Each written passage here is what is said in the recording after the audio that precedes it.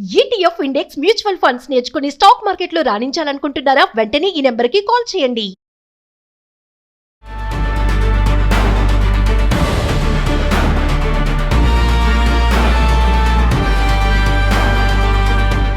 నమస్కారం అండి. నేను మీ నటి రవికుమార్ని. చాలామంది అడుగుతున్నారు, పర్సనల్ లోన్ ఏమి చేస్తే మా పర్సనల్ లోన్ అప్లికేషన్ రిజెక్ట్ కాదు, పర్సనల్ లోన్ అప్రూవ్ అవుతుంది. ఫస్ట్ థింగ్, పర్సనల్ లోన్ అన్నది లాస్ట్ ఆప్షన్. గుర్తుంచుకోండి, పర్సనల్ లోన్కి హైయెస్ట్ రేట్ ఆఫ్ ఇంట్రెస్ట్ ఉంది. కాబట్టి ఈ అడిగిన వాళ్ళకి చెప్తున్నా, పర్సనల్ లోన్ అన్నది లాస్ట్ ఆప్షన్. ఫస్ట్ మనం తెలుసుకోవాల్సింది ఏంటంటే, ఏదైనా ఒక పర్టికులర్ ఎసెట్ క్రియేషన్కి, పర్సనల్ లోన్లో ఎసెట్ క్రియేషన్కి పర్సనల్ లోన్ తీసుకోకూడదు. ఎసెట్ అంటే ఏంటి? ఏదైనా బంగారం కొనుక్కోవడానికి, వెండి కొనుక్కోవడానికి, ఇల్లు కొనుక్కోవడానికి, కారు కొనుక్కోవడానికి, ఏది అలాంటి ఏ ఐటెం అయినా స్పెసిఫిక్గా కొనుక్కోవడానికి గనక మీరు లోన్ తీసుకుంటుంటే పర్సనల్ లోన్ జోలికి వెళ్ళకండి. ఇల్లు కొనుక్కోవడానికి పర్సనల్ లోన్కు పెట్టి ఇల్లు కొనుక్కోకూడదు. అలాగే కారు కొనుక్కోవాలంటే పర్సనల్ లోన్ పెట్టి కారు కొనుక్కోకూడదు. బంగారం కొనుక్కోవాలన్నా అలా చేయకూడదు. వెండి కొనుక్కోవాలన్నా అలా చేయకూడదు. ఎందుకంటే ఈ rate of interest near about 15% ఉంది పర్సనల్ లోన్. అన్ని రకాల ఛార్జెస్, ప్రాసెసింగ్ ఛార్జెస్ అన్నీ వేసి 15% ఉంది. కాబట్టి వీటన్నిటికీ స్పెసిఫిక్ ప్రోడక్ట్స్ ఉన్నాయి. హోమ్ లోన్ కానీ, కార్ లోన్ కానీ, లేకపోతే గోల్డ్ లోన్ కానీ, లేకపోతే సిల్వర్ లోన్ కానీ, వీటన్నిటికీ స్పెసిఫిక్ ప్రోడక్ట్స్ ఉన్నాయి. ఆ ప్రోడక్ట్స్లో మనం కనుక తీసుకుంటే దీంట్లో ఆఫ్ రేటుకే అక్కడ మనకి లోన్లు దొరుకుతాయి. Suppose housing loan, car loan అన్నీ కూడా 8% ఆ రేంజ్లో 7.5-8% లోన్లు దొరుకుతాయి. కాబట్టి మీరు ఆ లోనే తీసుకోండి. ఇక గోల్డ్ కొనడానికి మళ్ళీ మీ ఇంట్లో ఉన్న గోల్డ్ లోన్ పెట్టి దాంతో మీరు తీసుకుంటే మీకు లాభం వచ్చే అవకాశం ఉంటుంది. కానీ పర్సనల్ లోన్తో తీసుకుంటే చాలా తక్కువ అవకాశం ఉంటుంది. అది నెంబర్ 1. అయినా మేము తీసుకోవాలి, రిజెక్ట్ కాకూడదు అని అనుకుంటే, ఇప్పుడు మీరు లాస్ట్ ఆప్షన్కి వెళ్ళిపోతే మీరు అప్పుడు ఏం చేయాలి అంటే, ఫస్ట్ థింగ్, జర్నీ స్టార్ట్ అవగానే ఎక్కడో ఒక షార్ట్ టర్మ్ లోన్ తీసుకోండి. ఒక చిన్న షార్ట్ టర్మ్ లోన్ తీసుకుంటే 12 months ఈఎంఐలో ఏదైనా కొనుక్కున్నా, 6 months ఈఎంఐలో ఏదైనా తీసుకున్నా, ఒక సెల్ ఫోన్ 6 months ఈఎంఐలో కొనుక్కున్నా, 12 months ఈఎంఐలో ఒక సెల్ ఫోన్, టీవీ కానీ కొనుక్కుంటే అది కనుక రెగ్యులర్గా పే చేస్తే మీ సిబిల్ స్కోర్ 750 దాటుతుంది. మినిమం 750 ఉండాలి. 750 దాటుతుంది. ప్రాంప్ట్గా పే చేస్తే it will go up to 800 hours. So ఆ ఒక ట్రిక్ ఏంటంటే సిబిల్ స్కోర్ ఆధారితంగా శాంక్షన్ అవుతాయి. కాబట్టి any loan and every loan CIBIL score చాలా ఇంపార్టెంట్. అది బేస్. కాబట్టి సిబిల్ స్కోర్ని బాగా ప్రొటెక్ట్ చేసుకోవాలంటే మనకి ఇన్కమ్ ఉంటే సరిపోదు, మనకి డిసిప్లిన్ కూడా ఉందని మనం అక్కడ లెండర్స్కి నిరూపించుకోగలగాలి. అలా ఎవిడెన్షియల్ డాక్యుమెంటే సిబిల్.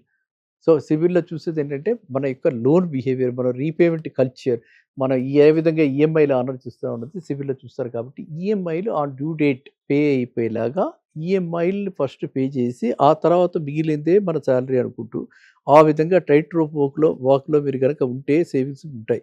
సో ఆ విధంగా కనుక మీరు ప్లాన్ చేసుకుంటే మీ సిబిల్ స్కోర్ డెఫినెట్గా 750 పైన ఉంటుంది. మీకు పర్సనల్ లోన్ ఖచ్చితంగా వస్తుంది. ఖచ్చితంగా పర్సనల్ లోన్ మీకు రిజెక్ట్ కాకుండా ఉండడానికి మెయిన్ రీజన్ అది. నెంబర్ 2, ఇక మీరు ఈఎంఐలు ఎప్పుడైతే మీకు ఈఎంఐలు ఎక్కువ ఉంటాయో, అంటే బియాండ్ 60%, కొంతమంది బియాండ్ 75% దాకా, డిపెండింగ్ ఆన్ ది మొత్తం ఓవరాల్ శాలరీ బట్టి డిసైడ్ చేస్తారు లెండర్స్.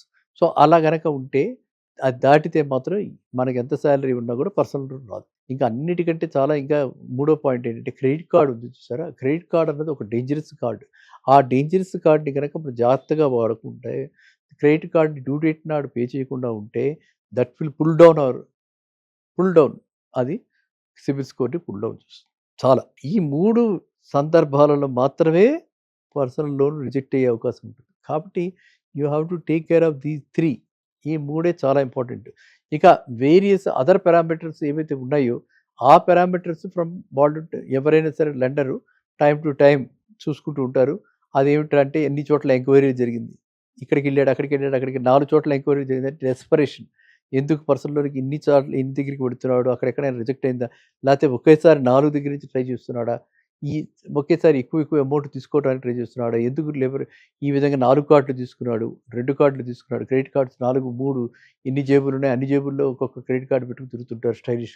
అలాంటి వాళ్ళకి పర్సనల్ లోన్ వచ్చే అవకాశం చాలా తక్కువ ఉంటుంది. ఎందుకంటే వాళ్ళకి డిసిప్లిన్ తక్కువ ఉన్నట్టుగా వాళ్ళు భావిస్తారు. కాబట్టి ఎందుకంటే అక్కడ డిఫాల్ట్ అయ్యే అవకాశాలు ఎక్కువ ఉంటాయి. కాబట్టి డిఫాల్ట్ కానీ అవే అవకాశాలు ఉంటాయి. ఎందుకంటే 4 కార్డులు వాడేయచ్చు ఒకేసారి, అప్పుడు డిఫాల్ట్ అవుతుంది. అప్పుడు శాలరీ మీట్ అవుతుంది. ఆ శాలరీ నుంచి ఇది మీట్ అవ్వడం కష్టం అయిపోతుంది. ఈ విధంగా పర్సెప్షన్ ఉంటుంది. కాబట్టి కార్డులు 1, 2 మనకు అది కూడా అందులో ప్రివిలేజెస్ చూసుకొని కార్డు ఏ రకాల లాంచ్ ఫ్రీ, ఇలా సినిమా హాల్ టికెట్ ఫ్రీ, ఈ విధంగా మనకి రెస్టారెంట్స్లో కొంత ఫ్రీ, ఈ విధంగా వచ్చేటువంటి ఈ కార్డ్స్ తీసుకోండి. ఓ 2, 3 కార్డ్స్ మ్యాక్సిమం అంతే. అదే రిటైర్ అయిన వాళ్ళు అడిగితే 1 కార్డు 2 కార్డు కంటే మించి అనవసరం మనకి. అది మెయింటైన్ చేయడం కష్టం. సో కాబట్టి ఇవన్నీ నేను చెప్పినటువంటి ఈ 4 పారామీటర్స్ కనుక మీరు జాగ్రత్తగా తీసుకుంటే పర్సనల్ లోన్ మీకు ఖచ్చితంగా శాంక్షన్ అయ్యి తీరుతుంది. రిజెక్ట్ అయ్యే అవకాశమే లేదు. కాబట్టి మీరందరూ కూడా జాగ్రత్త తీసుకోవాల్సింది ఏంటంటే సిబిల్ స్కోర్. అండ్ రెండోది సిబిల్ స్కోర్ ఇంప్రూవ్ చూసుకోవాల్సింది ఏంటంటే మన రీపేమెంట్ కల్చర్. మన రీపేమెంట్ ఏ విధంగా చేసామని ఒక ఎవిడెన్స్ క్రియేట్ చేసుకోవటం. ఇక మూడోది ఏంటంటే కార్డ్స్ మినిమైజ్ చేసుకోవటం. ఓకేనా? మళ్ళీ కలుద్దాం నెక్స్ట్ వీడియోలో.